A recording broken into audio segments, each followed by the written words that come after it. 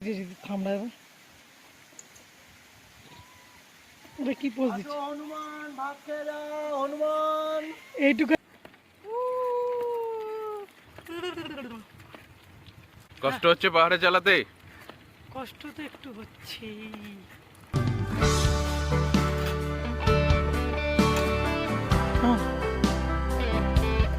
আমরা প্রায় 45 কিলোমিটার চলে এসেছি। তো গ্রামের উপর দিয়ে যখন যাচ্ছি তখন কোনো খাবারের দোকান পাচ্ছি না, তাই আমরা ঠিক করলাম যে এই যে কাকার দোকান আছে, এই কাকার দোকানে নিজেরাই রান্না করে খেয়ে নেব।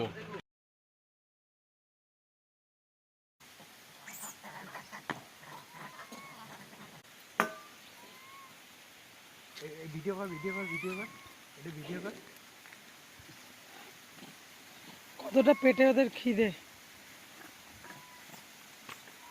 এই তুই চলে। নমস্কার সকলকে, মাতৃভূমি লোকালের আরেকটি নতুন ভিডিওতে আজকের দিনটা আমরা শুরু করছি দুর্গাধারা জলপ্রপাতের সামনে থেকে। এটা কি পোজ দিচ্ছে হনুমান ভাগ খেয়ে যাও হনুমান। এইটুখানি ভাত দিয়ে অতগুলো হনুমান। হনুমান আসো আসো আসো। এই যে আমি হনুমান ডাকতেছে। এই এই এমন চট চড়াবো না।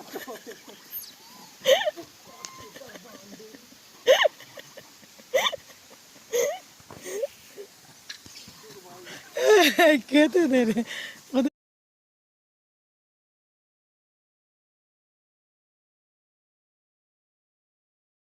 মধ্যপ্রদেশ থেকে ছত্তিশগড়ে ঢোকার রাস্তায় আমরা যা যা অভিজ্ঞতা পাবো অবশ্যই আপনাদের সাথে শেয়ার করব। আর যদি আমাদের ভিডিওটা আপনাদের ভালো লাগে এবং আমাদের আরও এগিয়ে যাওয়ার জন্য অনুপ্রেরণা দিতে চান, তাহলে অবশ্যই আমাদের চ্যানেলটাকে লাইক শেয়ার অ্যান্ড সাবস্ক্রাইব করার অনুরোধ রইল আপনাদের সবাইকে। তো আমরা আমাদের জার্নি শুরু করে দিয়েছি। এখন আমরা চলেছি ছত্তিশগড়ের দিকে। আমাদের লক্ষ্যমাত্রা হচ্ছে বিলাসপুর, আর আমাদের সামনের রাইডাররা চলেছে এরকম ভাবে।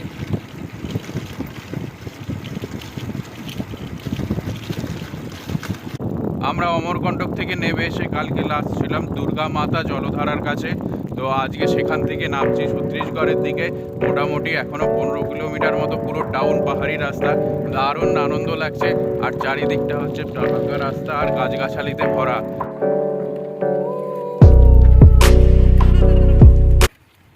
কষ্ট হচ্ছে পাহাড়ে চালাতে। কষ্ট তো একটু হচ্ছে। ডাউনগুলোতে কেমন লাগছে? স্বর্গ স্বর্গ। ফুলটুসিকে মিস করছেন কি? অসম্ভব। ফুলটুসি থাকলে আমি পিছনে বসে হাত ছেড়ে ফিল নিতে পারতাম, এখন আমাকে হ্যান্ডেল ধরে চালাতে হচ্ছে।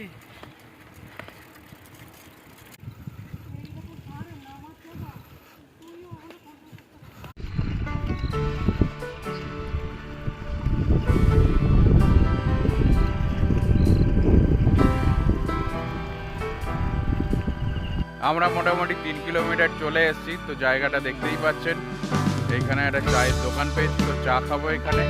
আর এখানে কাছাকাছি দুটো স্পটও আছে, কিন্তু আমরা স্পটগুলোতে ভিজিট করব না, আমরা সোজা নিচের দিকে ঢালানে চলে যাব।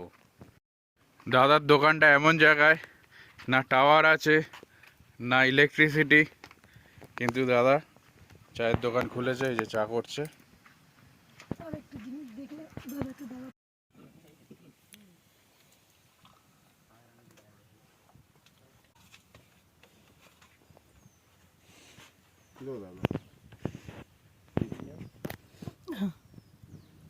Ready one out cha. The next one cha. Chaco. কেমন? আমরা এখন একটু কনফিউশনে পড়ে গেছি। আমরা পিছনের রাস্তা দিয়ে আসলাম, কিন্তু আমাদের পিছনের যে রাস্তা আছে এটা দুভাগে ভাগ হয়ে যাচ্ছে। এই রাস্তাটা যাচ্ছে গ্রামের মধ্যে দিয়ে, আর এই রাস্তাটা যাচ্ছে জঙ্গলের মধ্যে দিয়ে।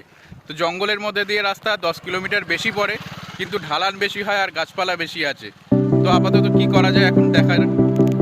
আমরা বসে রয়েছি, এখন টিফিন করছি মোড়ের মাঝেই। রাজীব ভাই বসে রয়েছে, পেছনে কলা ঝুলছে। রাজীব ভাই কিন্তু কলার দিকে এগোচ্ছে না, আর সঙ্গীতা বসে বসে মুড়ি চেবোচ্ছে। হ্যাঁ, সবুজ মোটর খাচ্ছে আমাকে না দিয়ে। আবার এই জন্য কি আমি অগ্নিসাক্ষী করে বিয়ে করেছিলাম? আগুন নিভে গেছে। তো আমরা শহরের মধ্যে দিয়ে যে রাস্তাটা যাচ্ছে সেই রাস্তা দিয়ে যাইনি, আমরা যাচ্ছি গ্রাম আর জঙ্গলের মধ্যে দিয়ে রাস্তাটায়। ভারত মাতা কি জয়।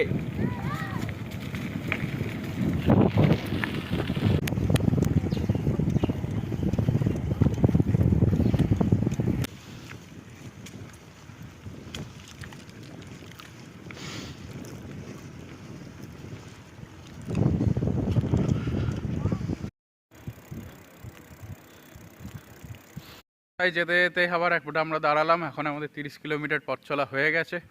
তো এখন এখানে কিছু টিফিন করে নেব। কি খাওয়া হচ্ছে? বড়া, পাঁপড়, কিসের বড়া? এমনি ডাল পেঁয়াজের বড়া। চাল গুঁড়ার বড়া দাও। কি দিয়ে বড়া? চাল গুঁড়া। চালের গুঁড়া।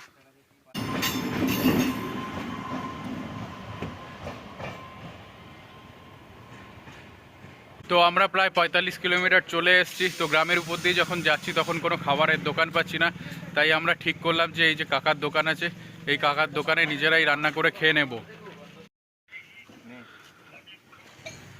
এই যে কাকার দোকান, কাকা আমাদের রান্না করতে দিয়েছে। আর এই যে রাজীব ভাই পেঁয়াজ কাটছে, সঙ্গীতা রান্না বসিয়ে দিয়েছে। আমাদের জীবন এমনই জীবন, যেখানে ইচ্ছা হয় সেখানে সব কিছু করে খেয়ে নিই। কি করবো বলো? ও আলু সিদ্ধ হইয়া গেছে, রাজীব ভাই মাখতাছে। রাজীব ভাই আলু সিদ্ধ কি কি দিয়ে মাখছো? কাঁচা লঙ্কা, কাঁচা পেঁয়াজ, তেল আর নুন। নুন তো থাকবেই। Compulsory Bangla English. রান্না বান্না হয়ে গেছে, খেতে বসে গেছি। ভাত, তার সঙ্গে হচ্ছে আলু সিদ্ধ, তার সঙ্গে হচ্ছে ডিম সিদ্ধ। এখন চোচো করছে পুরো পেট। খেয়ে দেয়ে এখনো 20 কিলোমিটার এগোতে হবে। তো রাস্তায় আস্তে আস্তে 35 কিলোমিটার আগে ভোলা সিং বলে এক দাদার সঙ্গে দেখা হয়েছিল, যার বাড়ি হচ্ছে উত্তরপ্রদেশে।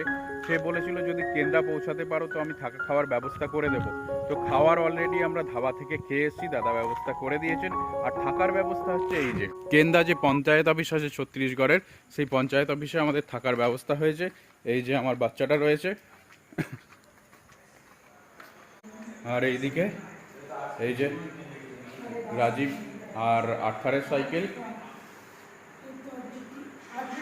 এইখানে আজকে আমরা থাকবো মশারি খাটিয়ে। তো এরকমভাবেই ট্রাভেলিং জীবন চলতে থাকে, এক এক দিন এক এক জায়গায়। আজকে আশ্রয় পেতে অনেকটা দেরি হয়ে গেল, কারণ এখানকার পঞ্চায়েত অফিস কোনো একটা কারণে বিজি ছিল, যার জন্য ফোন ধরছিল না। তো শেষমেশ আশ্রয় আমরা পেয়ে গেছি। তো আজকে রাত্রে এখানেই থাকছি, দেখা হচ্ছে আবার কাল সকালে।